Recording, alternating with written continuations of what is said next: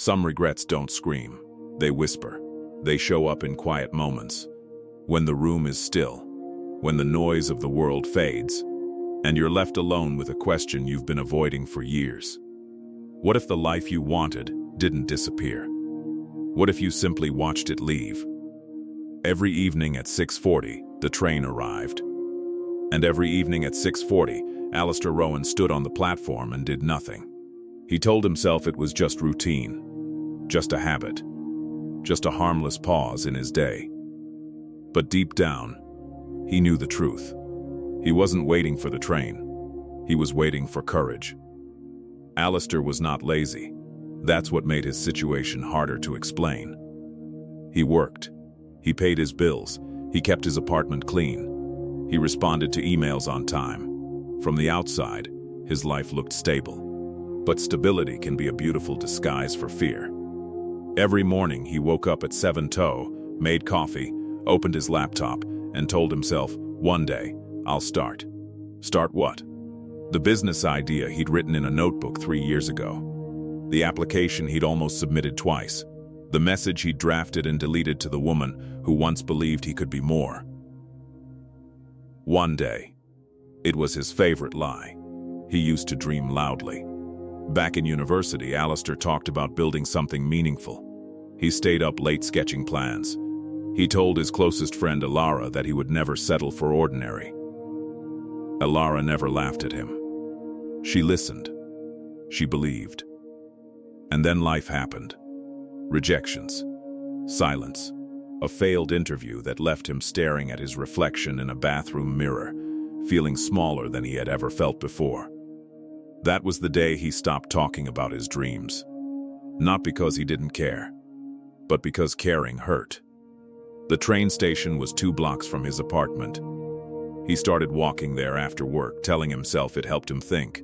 The 6:40 train was the last direct route to the city where opportunity lived, where companies were hiring, where ideas were funded, where risk felt alive. He had once bought a ticket.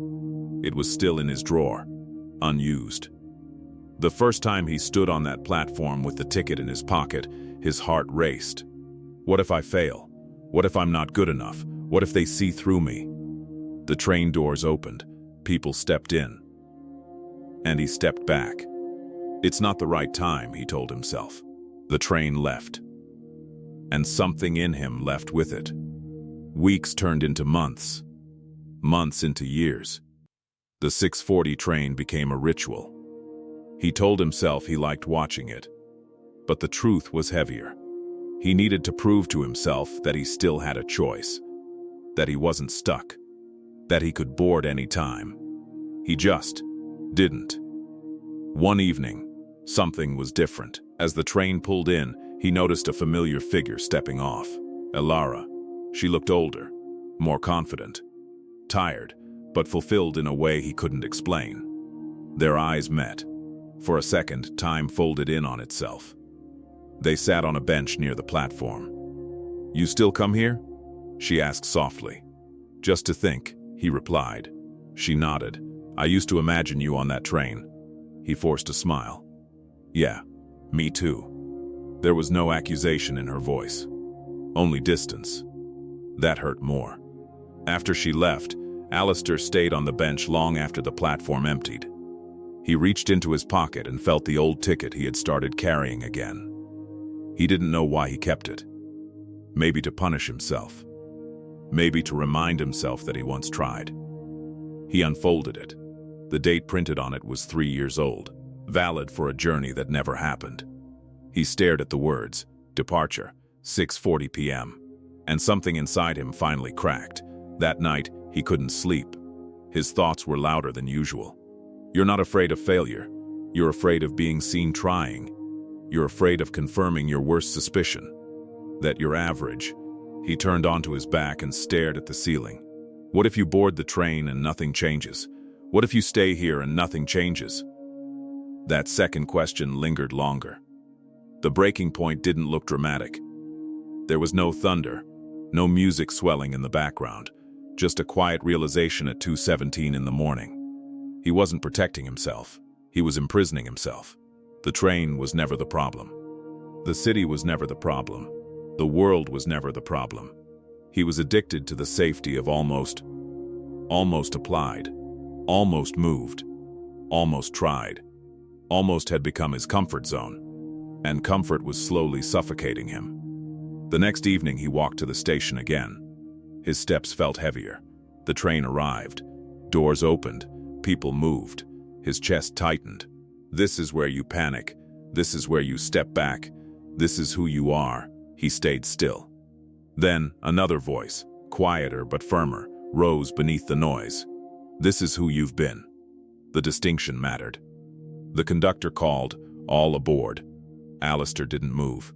The doors closed. The train pulled away, and he felt the familiar sting of regret. He exhaled slowly. Transformation isn't instant. Fear doesn't disappear because you ask it to. The following days were different. He didn't suddenly become brave. He didn't quit his job. He didn't announce bold decisions. He started smaller. He opened the old notebook. He rewrote the idea from scratch. He updated his URSUM. He sent one application. Just one. His hands shook as he pressed submit. "You'll get rejected again," the voice whispered. "Maybe," he said out loud, "but at least I'll know." He stopped going to the platform every evening. Not because he gave up, but because he realized something. The train was a symbol. The real departure wasn't physical. It was psychological. He had to board the decision before he boarded the train. Weeks passed. Rejection came. Then another.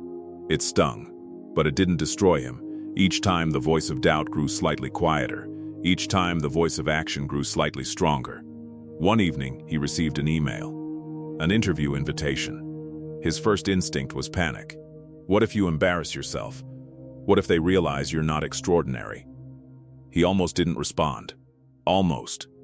Then he remembered the platform. The closing doors. The feeling of watching life leave. He replied. The interview was not perfect. He stumbled over a few answers.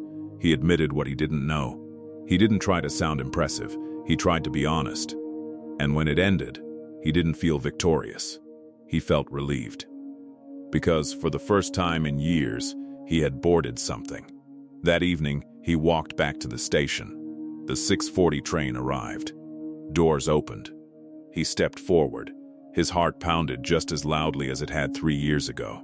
But this time, he understood something new. Courage is not the absence of fear. It is the decision that fear will not choose for you. He stepped inside. Not because he was certain, not because he was fearless, but because he was tired of watching. The doors closed. The train began to move, and as the city lights blurred outside the window, he felt something unfamiliar. Not success, not triumph, movement. Ilara was waiting in the city cafe when he arrived, not by coincidence. They had stayed in touch quietly. She smiled when she saw him. "You finally boarded," she said. He nodded. "I finally stopped negotiating with myself." There was no dramatic embrace, no cinematic reunion, just a shared understanding. Growth is quieter than we expect. Months later, his life had not transformed into a fairy tale. He worked harder than before. He failed again, in new ways. But he no longer stood on platforms pretending to think. He acted. And that changed everything. Now let me ask you something. What is your 6:40 train? The opportunity you keep watching. The risk you keep postponing. The message you keep drafting but never sending. Are you truly waiting for the right time? Or are you waiting for fear to disappear? Because here's the uncomfortable truth. Fear does not leave first. You do. You leave the platform. You leave the comfort of almost. You leave the illusion that you have infinite departures ahead. One day, the train stops coming. Not because life is cruel, but because time moves, with or without you. So the next time your moment arrives, and your heart starts racing, and the voice in your head tells you to step back, pause, and ask yourself one question. Are you protecting your ego, or are you protecting your potential? The train is not the miracle. The decision is. board it,